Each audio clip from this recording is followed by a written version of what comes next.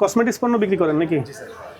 এখন তো আপনারা জানেন দেশে অনেক ভেজাল কসমেটিক্স পাওয়া যাচ্ছে, অবৈধ কসমেটিক্স পাওয়া যাচ্ছে। তারই তদারকি হিসাবে বিএসটি দেখতে আসলে সবাই কি কসমেটিক্স বিক্রি করে।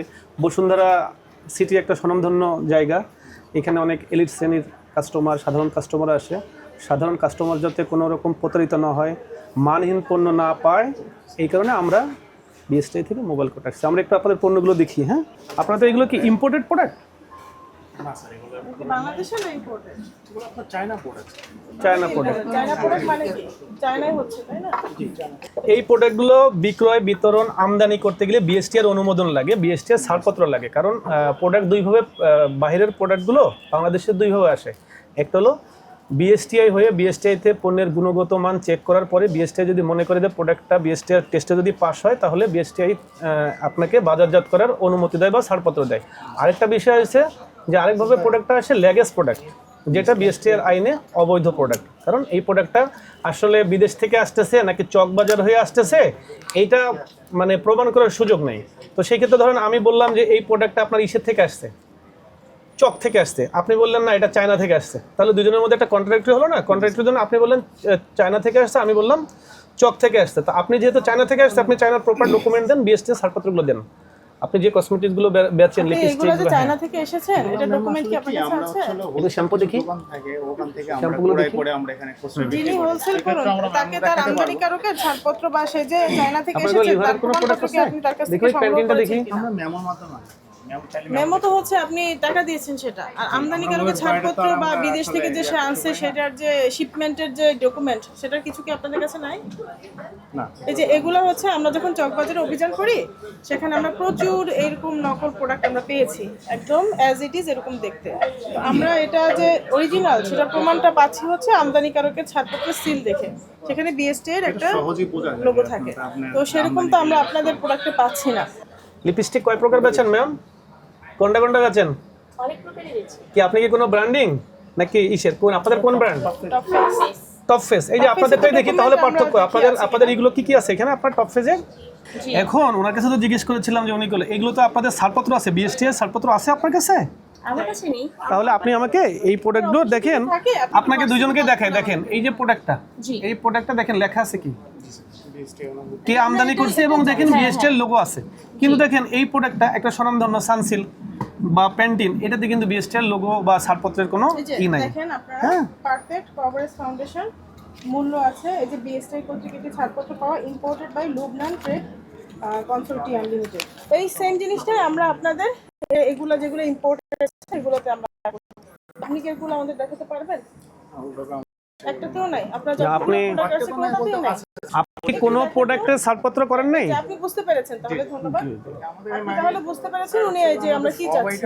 দেখেন আপনি তো নিজেও বুঝতে পারছেন যে, বুঝতে পেরেছেন যে আপনি তো জিনিসটা বুঝছেন যে কিছু প্রোডাক্ট আপনি নিজেও স্বীকার করছেন যে আপনারা কিছু লেগেস প্রোডাক্ট বেচেন। আপনি বলেন এইটা কি আসলে আইন কভার করে?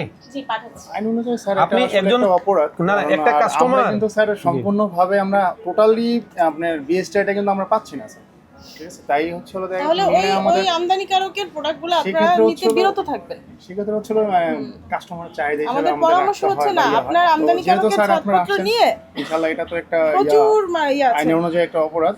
তো সেই ক্ষেত্রে হচ্ছে আমরা সতর্কতামূলক আসছেন বা দেখে গেছেন, আমরা নেক্সট টাইম ইনশাআল্লাহ ওইভাবে মালিকের সাথে করে আমরা ওইভাবে করবো ইনশাআল্লাহ। বিএসটি একটা এটা কিন্তু শাস্তিযোগ্য অপরাধ।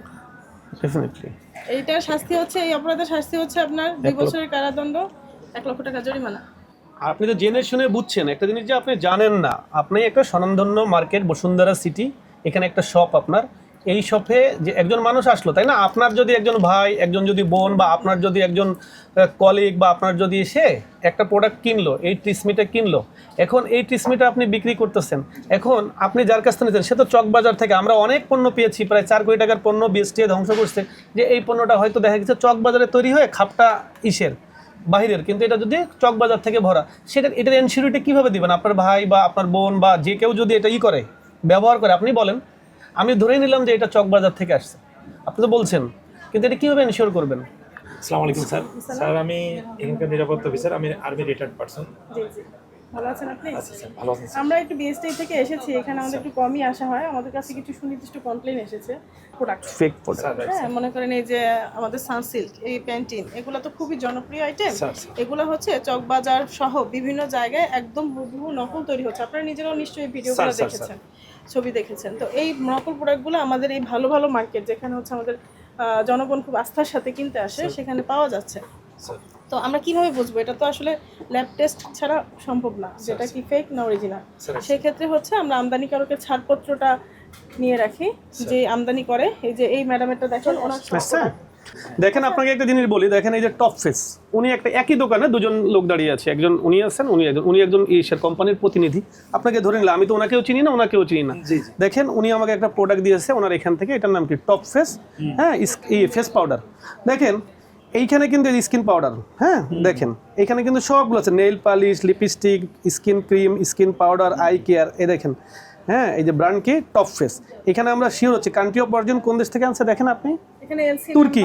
দেখেন তুর্কি, সে কোন এলসিতে আনছে, কত ডেটে আনছে, কতটুকু আনছে, সেটা এটা বিএসটিআই থেকে তারাই নিছে। দেখেন বিএসটিআই থেকে ছাড়পত্র নিছি। মানুষ স্কিন নিয়ে অনেক সচেতন এখন।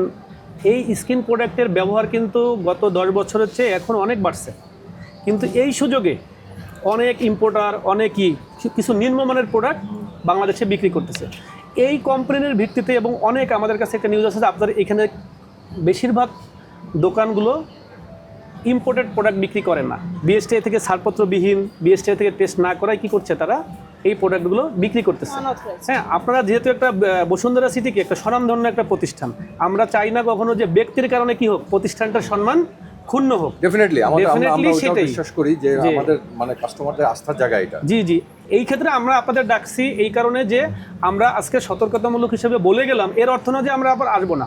আমি আপনার কাছে বিনীতভাবে বলছি যে আমরা আজকে আপনাদের সব দোকানগুলোকে আপনারা আজকে কি করবেন, অফিসিয়ালি চিঠি দিয়ে বলবেন যে বিএসটিআই এই মোবাইলটা কোডটা এসেছে, এবং তোমরা যদি কোনো যদি আনঅথরাইজ প্রোডাক্ট বিক্রি করো সেটার দায় বসুন্ধরা সিটি নেবে না।